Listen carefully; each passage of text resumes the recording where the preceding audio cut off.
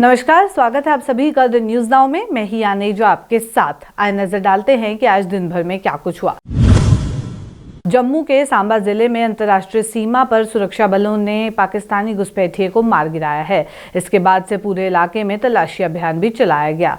सूत्रों के मुताबिक पाकिस्तान की तरफ से लगातार घुसपैठ के प्रयास के इनपुट मिलने के बाद सुरक्षा बलों को अलर्ट कर दिया गया। देखिए हमारे संवाददाता विशाल की एक खास रिपोर्ट। तो सांबा से जुड़ी एक बड़ी अपडेट के बारे में आपको बता दें कि सांबा सेक्टर के अंतर्राष्ट्रीय सीमा के पास जो है वो बीएसएफ ने आज सुबह तड़के एक पाकिस्तानी घुसपैठिए को मार गिराया है। आपको बता दें कि ये मामला जो है वो आज सुबह तड़के जो है वो सामने आया जब पाकिस्तान की दिशा की ओर से जो है वो एक घुसपैठिया जो है वो भारतीय सीमा में दाखिल हो रहा था। जब बीएसएफ ने इस व्यक्ति की जो इंट्रूडर की मूवमेंट नोटिस की तो इसको जो है वो चैलेंज किया गया, लेकिन बावजूद उसके जो है ये पाकिस्तानी घुसपैठिया भारतीय सीमा की ओर बढ़ता रहा और उसके बाद जो है बीएसएफ ने जो है वो तत्काल जो है वो अपनी कार्रवाई की और कुछ राउंड्स जो है वो पहले हवा में फायर किए गए। उसके बाद जब ये घुसपैठिया नहीं रुका तो बीएसएफ ने जो है इस घुसपैठिए को मार गिराया है। तो आपको बता दें कि सांबा सेक्टर के मंगूचक इलाके में ये जो है घटना सामने आई है। आज सुबह तड़के का ये मामला है और बीएसएफ द्वारा बताया गया है कि बीएसएफ के जो जवान अंतर्राष्ट्रीय सीमा की निगरानी पर तैनात थे उनके द्वारा जो है वो सुबह तड़के उस वक्त अंधेरे का वक्त था और एक मूवमेंट जो है वो नोटिस की गई और पाकिस्तान अधिकार क्षेत्र की तरफ से एक घुसपैठिया जो है वो भारतीय सीमा की ओर बढ़ता देखा गया, जिसके बाद जो है वो बीएसएफ के अलर्ट जवानों ने उसको वार्निंग दी, उसको चैलेंज किया, लेकिन बावजूद उसके जो घुसपैठिया था उसने इसको जो चैलेंज था, जो वार्निंग दी गई उसको अनसुना किया और उसके बावजूद जो है वो भारतीय सीमा में की ओर आगे बढ़ता रहा। और जब बीएसएफ को लगा कि ये कोई खतरा जो है वो भारतीय सीमा के लिए हो सकता है तो उसके तुरंत जो है वो बीएसएफ के जवान हरकत में आए और फिर उसके उपरांत जो है वो बीएसएफ की तरफ से जवाबी कार्रवाई की गई और कुछ राउंड्स जो हैं वो फायर किए गए, जिसके बाद ये पाकिस्तानी घुसपैठिए जो है वो मार गिराया गया है। राज्य जांच एजेंसी कश्मीर ने दक्षिण कश्मीर के 3 जिलों में 9 अलग अलग जगहों पर छापेमारी की है। एक अधिकारी ने इसके बारे में जानकारी देते हुए बताया कि पुलिस और अर्धसैनिक बल सीआरपीएफ इन सब ने मिल के जो है इन 3 जिलों के 9 अलग अलग स्थानों पर छापेमारी की है। सूत्रों से मिली जानकारी के मुताबिक इस साल फरवरी में अचन पुलवामा में आतंकवादियों द्वारा शहीद हुए बैंक एटीएम का गार्ड संजय शर्मा की हत्या की जाँच के सिलसिले में ये रेड्स जो हैं की जा रही हैं। नेशनल ग्रीन ट्रिब्यूनल पैनल ने जम्मू कश्मीर के डोडा जिले के थाटरी में भूमि रिसाव प्रभावित क्षेत्र में सिविल निर्माण पर प्रतिबंध लगाया है और प्रभावित परिवारों को सुरक्षित स्थानों पर पुनर्निवास करने के लिए भी सिफारिश की है।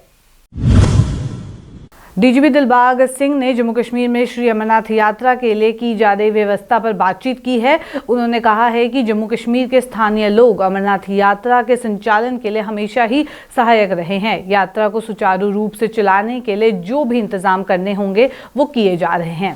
देखिए, जैसे हमारा टूरिज्म आज की तारीख में चल रहा है ऐसे ही जम्मू कश्मीर जाना जाता है रिलीजियस टूरिज्म के लिए। हमारे लोग जहाँ से उठ करके हज करने जाते हैं वो टूरिज्म तो नहीं है, मगर एक तरह का समझ लीजिए कि जहाँ से उठ के विदेश में जाना, वहाँ पर जा करके अपनी रिलीजियस जिम्मेवारियों को जो आयद होती हैं उनको निभाना हर किसी को लगता है कि मैं करूं। इसी तरीके से अमरनाथ यात्रा को लोग हिंदुस्तान के अलग अलग जगहों पे बहुत सारा महत्व देते, इम्पोर्टेंस देते हैं और बड़ी तादाद में लोग जहाँ पर आते हैं, जम्मू कश्मीर के लोग उनका हमेशा खैर मकदम करते हैं। और इस बार भी यात्रा में मुझे उम्मीद है कि हम लोग बढ़ चढ़ के सारे इसमें इंतजाम भी करेंगे और आने वाले जितने भी लोग बाहर से होंगे उनको जहाँ पर अच्छा माहौल देंगे और वो बहुत अच्छे से जहाँ अमरनाथ यात्रा जो हो करके वापस लौटेंगे। खेल परिषद जम्मू एंड कश्मीर की सचिव नुज़रत गुल ने बताया है कि इस साल 70 लाख युवाओं को खेल गतिविधियों से जोड़ने का लक्ष्य कैसे पूरा होगा, इसके ऊपर काम किया जा रहा है। उसके बारे में जानकारी दी। साथ ही साथ उन्होंने ये भी बताया कि खराब मौसम के बावजूद भी जम्मू कश्मीर में खेल गतिविधियां जो हैं वो निर्बाध रूप से ही चलेंगी। रियासी में इवेंट हुआ, हमारा कठुआ सांबा में इवेंट्स चल रहे हैं। तो ओवरऑल मैं ये कहना चाहूँगी कि बारिशों का असर उतना ज़्यादा नहीं है। हाँ, अगर ज़्यादातर बारिशें होती है तो वाटर लॉगिंग सिचुएशन होता है, तो हम बच्चों को अल्टरनेट फील्ड्स में शिफ्ट करके पूरा जो यहाँ इस साल का कैलेंडर है वो चला रहे हैं। तो मैम कई सारी फ़ोन कॉल हमें मैसूर हुई लजन एरिया से कि वहाँ पे जो प्लेग्राउंड है वो इनकम्प्लीट है। वो कब तक कंप्लीट हो देखिए, जाएगा? वो इनकम्प्लीट नहीं है, वो एक 4-5 साल पहले इन्होंने कंप्लीट उठाया है।